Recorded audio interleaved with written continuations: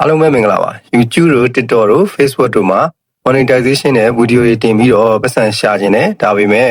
ပတ်စံရှာဖို့အတွက် video တွေဖန်တီးဖို့အတွက်အတန်လည်းမသွင်းနိုင်ဘူးအတန်သွင်းတဲ့ software တွေလည်း text to speech တွေ AI တွေလည်းဘယ်လိုသုံးရမှန်းမသိဘူးသုံးတဲ့အတန်တွေရောအဆင်ပြေပြေဖြစ်ပါမလားဆိုလို့ရှိရင်တော့ဒီ video လေးကိုအဆုံးထိအောင်ကြည့်ဖို့လို့အတွက်ပြောချင်ပါတယ်ဒီ video လေးကိုအဆုံးထိအောင်ကြည့်လိုက်လို့ရှိရင်နောက်ခံစကားပြောအတန်ကို AI ကိုတကယ်ကိုပြပြတတနဲ့မြန်မာလိုအတန်ကောင်းကောင်းထွက်နိုင်မဲ့နည်းလမ်းလေးကိုသိရှိသွားမှာမို့လို့အဆုံးကြည့်ပေးဖို့လို့အတွက်ဖိတ်ခေါ်ပါတယ် Google AI Studio ဆိုတာက Google Chrome ကနေဝင်ပြီးတော့ရိုက်ရှာလိုက်ရင်ရပါတယ် Google AI Studio ဆိုပြီးတော့နော် AI Studio တွေကိုရောက်သွားပြီခါမှာဆိုလို့ရှိရင် Google AI Studio ထဲမှာအများကြီးလုပ်လို့ရတယ်ဒီ video မှာတော့ဒါ text to speech ပေါ့နော်အတန်ပြောတာလေးကိုပဲလုပ်သွားမယ်ပေါ့နော်Google AI Studio ကိုရောက်သွားရင်တစ်ချက်ကြည့်လိုက်မယ် Google AI Studio ကိုရောက်သွားရင်တခါမှမလုပ်ဘူးဆိုတဲ့လူမသုံးဘူးတဲ့လူဆိုရင်တော့အစ်စ်မှာဒီလိုမျိုးလေးတွေ့ရရင် get started ဆိုတာလေးကိုနှိပ်ကြည့်လိုက်ပါ get started ဆိုတာလေးကိုနှိပ်လိုက်လို့ရှိရင်ခုလိုပုံစံမျိုးတွေ့ရပါလိမ့်မယ်အရင်သုံးထားဘူးတဲ့လူဆိုရင်တော့ဒါမျိုးပုံစံလေးတွေ့ရနိုင်ပါတယ်အဲ့တော့ Google AI Studio ကကွန်ပျူတာမှာလည်းသုံးလို့ရသလိုဖုန်းမှာလည်းသုံးလို့ရတယ် VPN တော့ခံသုံးဖို့လိုပါတယ်မြန်မာ location နေနဲ့ဆိုရင်တော့မရပါဘူးအဲ့တော့ဒီမှာ continue ဆိုတာလေးကိုနှိပ်လိုက်ဒီမှာဒါလေးတွေကိုလိုက်နှိပ်လိုက်เนาะဒါခုမှစသုံးမဲ့လူတွေအတွက်ဆိုရင် agreement တွေကိုနှိပ် continue ဆိုတာလေးကိုနှိပ်လိုက်ပေါ့เนาะဒီဘက်ကတော့ဒီလိုလေးမပေါ်ဘူးဆိုလို့ချင်းဘယ်ဘဲတောင်းမှရှိတယ်မြားလေး၃ချောင်းနှိပ်လိုက်ပြီးဆိုရင်ဒီလိုပုံစံလေးတွေ့ရလိမ့်မယ်ဒီမှာတွေ့ပြီပေါ့เนาะ turn text into audio with Gemini ဆိုရလေးလိုက်ရှာလိုက်ပေါ့เนาะဒီမှာ turn text into audio အတန်နေပြီးတော့စာသားနေပြီးတော့အတန်ဖြစ်ပြောင်းတဲ့အားလေးကိုနှိပ်လိုက်ပေါ့เนาะဒီမှာနှိပ်လိုက်ရင်ရပြီနှစ်ခုပေါ်လိမ့်မယ်ပေါ့เนาะအဲ့တော့ဒီမှာထပ်ပြီးတော့ရွေးချယ်ရမှာက speaker 1 speaker နဲ့2 speaker ဆိုပြီးတော့နှစ်ခုရှိတယ်ပေါ့နော်တစ်ယောက်တည်းပြောတာရှိတယ် speaker နှစ်ယောက်ပြောတာရှိတယ်ပေါ့နော်text to speech mode ကိုနှိပ်ရလို့ရှိရင်ဒီမှာ single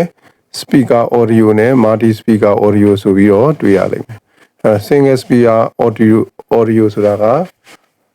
ကားပြောတဲ့သူပေါ့နော်ပုံမှန် narrator တစ်ယောက်တည်းပေါ့နော်အမှဆိုရင်ဇလန်းပြောတဲ့သူတစ်ယောက်တည်းပြောတဲ့ကောင်ဒီဘက်က multi speaker audio ဆိုတာက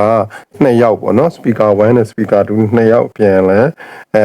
dialogue တွေပြောတဲ့ဟာပေါ့နော်ကျွန်တော်ဒီမှာ single speaker audio ပဲစမ်းပြမှာဖြစ်တဲ့အတွက် single speaker audio ကိုနှိပ်လိုက်ပေါ့နော်နှိပ်လိုက်ပြီးတော့လို့ရှိရင်ဒီမှာအတန်နေရှိတယ်ပေါ့နော်ဒီမှာအတန်နေရွေးလို့ရတယ်ပေါ့နော်ဒါလေးကိုထောက်ပြီးတော့အတန်လေးတစ်ခုချင်းစီနားထောင်ကြည့်လို့ရပါတယ်Ready to build something awesome today? သေးတယ်ဆိုရင်လက်လေးနည်းနည်းချက်ပြီးတော့နားထောင်လိုက်ပေါ့နော် Ready to build something awesome today? What do you want to explore?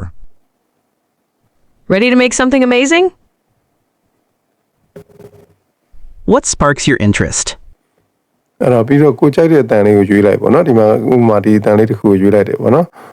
ဒီတန်ကိုရွေးလိုက်ပေါ့နော်ရွေးလိုက်ပြီးရင်ကိုကြိုက်တဲ့အတန်ကိုရွေးပြီးသွားပြီဆိုလို့ရှိရင်ဒီနေရာမှာ not style instruction နဲ့ test နဲ့ထည့်ရမှာပေါ့နော်အဲ့နေရာအဓိကရေးကြည့်တာပါအဲ့ဒီ style instruction မှာကဒီလိုပဲအချမ်းမြင်လေးပဲလားနော်ဒီစကားပြောတဲ့ style ပုံပြင်ပြောတဲ့ style narrative style နဲ့ရေးမယ်ဆိုပြီးပြောလိုက်ရင်လည်းအဆင်ပြေပါတယ်ဒါပေမဲ့ဒီနေရာမှာစာသားတွေကူးထည့်တဲ့နေရာမှာတာမန်စာသားကူးထည့်တာမဟုတ်ဘဲနဲ့အရေးကြီးတဲ့စာသားကူးထည့်နည်းလေးကိုကျွန်တော်ဆက်ပြီးတော့ပြပြပေးသွားမှာဖြစ်ပါတယ်အဲ့တော့ခုနက Google AI Studio ထဲမှာထည့်တဲ့ဟာကိုနော်ကျွန်တော် AI ကိုပဲပြန်ပြီးတော့အကောင်းဆုံးဖြစ်အောင်ခိုင်းပါပါဒီစင်လေးကိုတခြားပြန်ကြည့်ကြည့်ပါအဲ့တော့ Gemini မှာပဲဖြစ်ဖြစ် ChatGPT မှာပဲဖြစ်ဖြစ် ChatGPT မှာဖြစ်ဖြစ် Chrome မှာပဲဖြစ်ဖြစ်လုပ်လို့ရပါတယ်ကျွန်တော်က Gemini မှာပဲစမ်းပြပါမယ်အဲ့တော့ script လေးရှိပါတယ်ကျွန်တော်ရေးထားတဲ့ script လေးပေါ့နော်ဒါလည်း AI ကိုသုံးပြီးတော့ခိုင်းထားတဲ့ script လေးပေါ့ဒီ script လေးကို Gmail အကြောင်းလေးကိုကျွန်တော်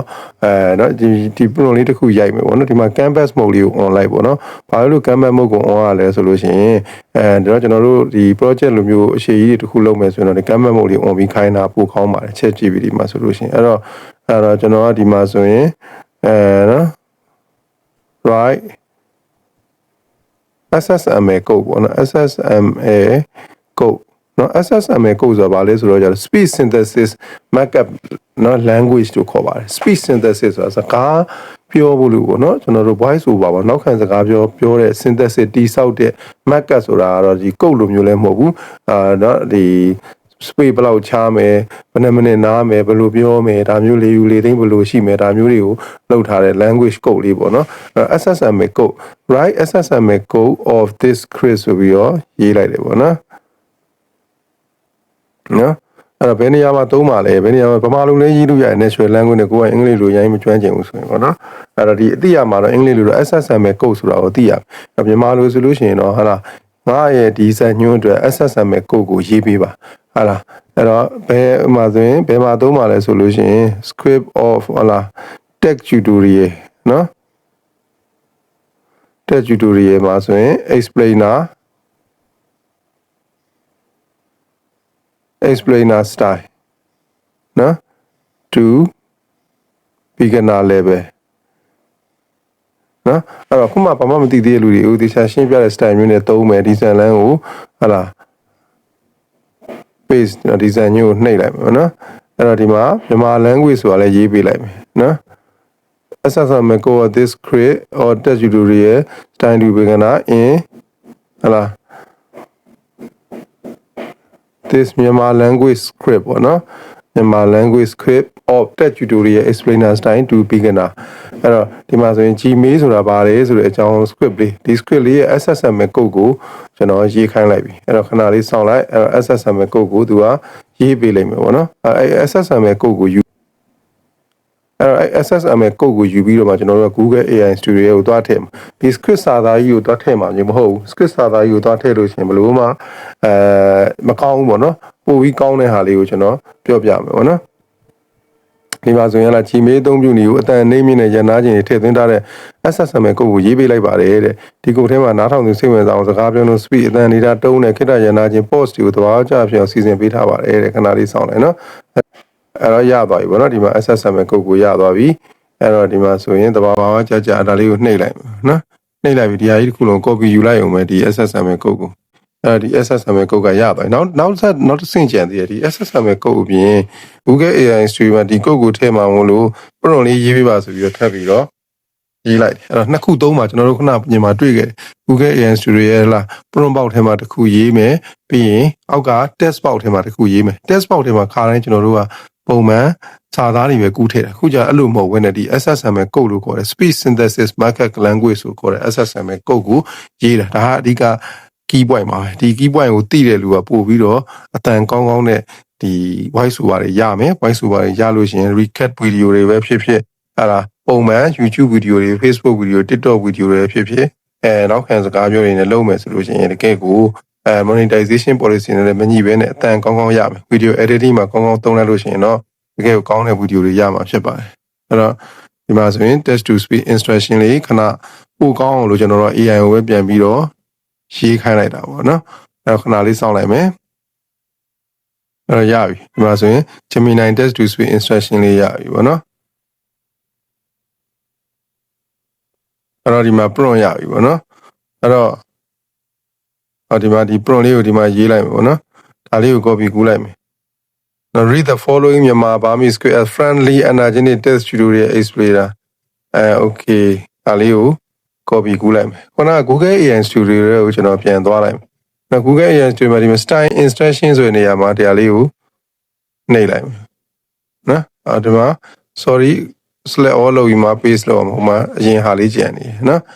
read the following Myanmar script style instruction လေးကိုကျွန်တော်ရေးလိုက်ရေးပြီးနောက်တစ်ခုကခုနက Gemini မှာလုပ်ခဲ့တဲ့နော်အပေါ်ကနော်ဒီ SSML code SSML code ဒါကြီးတစ်ခုလုံး select all လုပ်ပြီး copy ယူလိုက်နော် SSML code ကို test box နေရာမှာထည့်လိုက်မယ်နော် test box နေရာမှာထည့်လိုက်မယ် paste နှိပ်လိုက်မယ်ရပါပြီဒါဆိုရင်တော့ကျွန်တော်တို့ကဒီမှာ run လို့ရပါပြီဒီအောက်မှာရှိတဲ့နော် run ကိုနှိပ်လိုက်လို့ရှိရင်ဒီ SSML code ကိုစပြီးတော့ run ပြီးတော့ခဏလေးနေလို့ရှိရင်အတန်ဖိုင်တစ်ခုကိုရမှာဖြစ်ပါတယ်ခဏလေးစောင့်လိုက်ပါမယ်အဲ့တော့ဒီအတန်လေးကိုဘယ်လိုကောင်းလဲဆိုတာလေးကိုကျွန်တော်နားထောင်ကြည့်ပါမယ် ဒီမင်းပို့လိုက်မယ်လို့သူများတွေပြောနေကြကြား အဲ့ လို့ တော့ရပါပြီဒီမှာအတန်ကောင်းလေးတစ်ခုရပါပြီခဏလေးစမ်းနားထောင်ကြည့်လိုက် နန်းလွယ်ပြီးအသုံးဝင်တဲ့အရာတစ်ခုပါလာ Gmail ဆိုတာဘာလဲဆိုတာကျွန်တော်တို့အတူတူလေ့လာကြည့်အောင် Gmail ဆိုတာရိုးရိုးရှုစင်းပြောရရင် online ပေါ်ကကျွန်တော်တို့ရဲ့ကိုယ်ပိုင်စာလိုက်တွေ့ရမှာဖြစ်ပါတယ်ပြီးရင်ဒါလေးကို download လုပ်လိုက်မယ်ပေါ့နော်တရားလေးကို1430ကိုဆက်ပြီးတော့ download လုပ်ပြီးတော့ကိုယ့်ရဲ့ဖုန်းထဲကိုနော်နှိပ်လိုက်လို့ရှိရင်ရပါပြီနော်ဒါဆိုရင်တော့ဒီအတန်ဖိုင်လေးတစ်ခုရသွားပြီဖြစ်တဲ့အတွက်ကြောင့်မို့လို့ကိုယ့်ရဲ့ video editing တွေဖြစ်တဲ့ဟလာ CapCut တို့ KineMaster တို့နဲ့ရောပြီးတော့ဒီအတန်ဖိုင်ကို ဟိုတခြားဟလာ access တွေပေါ့နော် visual တွေပုံတွေ video တွေထည့်ပြီးတော့လုပ်လိုက်မယ်ဆိုလို့ရှိရင်တော့ကျွန်တော်တို့ရဲ့အရန်ကိုကောင်းမွန်တဲ့ monetization အောင်မြင်မဲ့ပတ်စံရှာနိုင်မဲ့ဗီဒီယိုတစ်ပုဒ်ရမှာဖြစ်ပါတယ်အားလုံးပဲကျေးဇူးတင်ပါတယ်ဒီဗီဒီယိုလေးကိုသဘောကျတယ်ဆိုရင် comment မှာအဆင်ပြေမဲ့ပြီးရေးခဲ့ပေးပါနောက်ထပ်လည်းခုလိုအကျိုးရှိတဲ့ဗီဒီယိုတွေကိုဆက်ပြီးတော့ဖန်တီးပေးဖို့လို့အတွက်အားဖြစ်အောင်ဒီဗီဒီယိုလေးရဲ့အောက်မှာနောက်ထပ်ကိုလေ့လာခြင်းတဲ့ဗီဒီယိုလေးတွေကိုလည်းဝင်ပြီးတော့တောင်းဆိုပေးသွားကြပါအောင်အားလုံးပဲကျေးဇူးတင်ပါတယ်ခင်ဗျာ